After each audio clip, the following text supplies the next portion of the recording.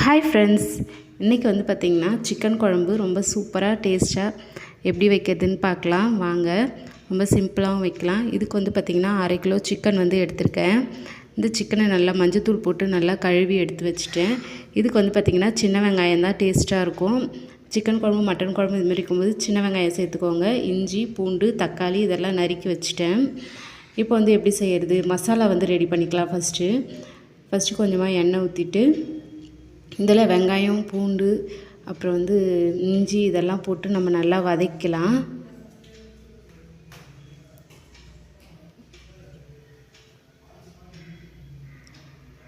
இஞ்சி போட்டு நல்லா வதக்கிக்கோங்க. நல்லா கண்ணாடி பதம் வர வரைக்கும் வதக்கிக்கோங்க.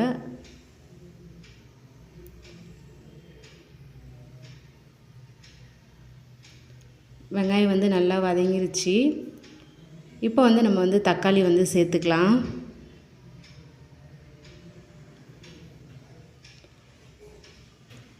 தக்காளியும் சேர்த்து நல்லா வதக்கிக்கோங்க. தக்காளி வந்து பார்த்திங்கன்னா இந்த அளவுக்கு வதங்கிடுச்சு. இப்போ வந்து பார்த்திங்கன்னா நம்ம வந்து வீட்டு குழம்பு மிளகாத்தூள் வந்து 2 ஸ்பூன் சேர்த்துக்கிறேன். இது கூடவே வந்து பார்த்திங்கன்னா சிக்கன் மசாலா, கடையில் விற்கிற சிக்கன் மசாலா வந்து 1 ஸ்பூன் வந்து சேர்த்துக்கிறேன். குழம்பு அப்போ தான் வாசனையாக நல்லாயிருக்கும். இது வந்து ஸ்டவ் ஆஃப் பண்ணிவிட்டு அதுக்கப்புறம் இந்த மசாலா போட்டு வதக்கணும். வதக்கி அதை வந்து நம்ம வந்து அரைச்சி எடுத்துக்கலாம். தேங்காய் வந்து இது கூட சேர்த்து அரைக்க போகிறோம். தேங்காய் வந்து கட் பண்ணி வச்சுருக்கேன். இதை வந்து ஃபஸ்ட்டு முன்னாடி அரைச்சிக்கணும். அதுக்கப்புறம் தான் நம்ம வந்து அந்த வெங்காய தக்காளி போட்டு அரைக்கும்போது நல்ல மைய அரையும். இல்லைன்னு வச்சுக்கோங்களேன், ஒரு மாதிரி அப்படியே பல்லாக அப்படியே நிற்கும் தேங்காய். அதனால தான் முன்னாடி தேங்காவை அரைச்சிட்டு அதுக்கப்புறம் இதை போட்டு நம்ம அரைச்சிக்கலாம். ரொம்ப மழன்னு அரைக்கக்கூடாது, ரொம்ப குறன்னு அரைக்கிறது, திட்டமாக அரைச்சி எடுத்துக்கோங்க. இப்போ வந்து குழம்பு எப்படி வைக்கிறதுன்னு பார்க்கலாம். ஃபஸ்ட்டு எண்ணெய் ஊற்றிக்கிறேன்.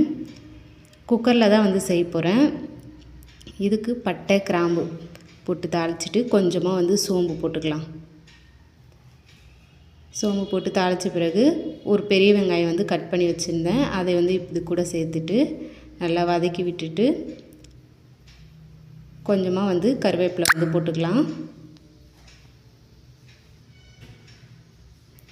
கருவேப்பிலையும் சேர்த்து வதக்கிறதுக்கப்புறமா ஒரே தக்காளி மட்டும் பொடியாக நறுக்கி அதில் வந்து சேர்த்துக்கிறேன். இதையும் சேர்த்து நல்லா வதக்கிக்கோங்க. நம்ம சிக்கனை வந்து இது கூட வந்து சேர்த்து நல்லா வதக்கி விட்டு தண்ணி பிரிகிற வரைக்கும், இதில் தண்ணி நிறையா விடும், இந்த தண்ணி பிரிகிற வரைக்கும் நல்லா வதக்கி விட்டுட்டு அதுக்கப்புறம் மசாலாலாம் சேர்த்துக்க போகிறோம். நல்லா வதங்கி விட்டதுக்கப்புறம் தண்ணி அதுவாக நல்லா தண்ணி விடும் பாருங்கள். இந்த மாதிரி தண்ணி விட்டதுக்கப்புறமா நம்ம வந்து அரைச்சி வச்ச அந்த மசாலாவை எடுத்து இதில் ஊற்றிக்கலாம்.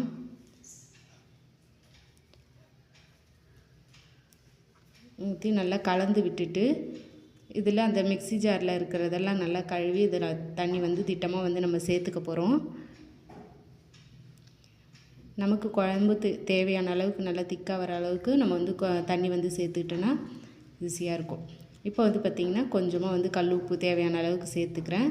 சேர்த்து கொஞ்சம் ஒரு கொதி வந்தோடனே நம்ம வந்து குக்கர் விசில் போட்டு மூடிடலாம். பார்த்திங்கன்னா குழம்பு வந்து சூப்பராக ரெடி ஆகிடுச்சு. 3 விசில் தான் விட்டேன். குழம்பு வந்து நல்லா ரெடி ஆகிடுச்சு.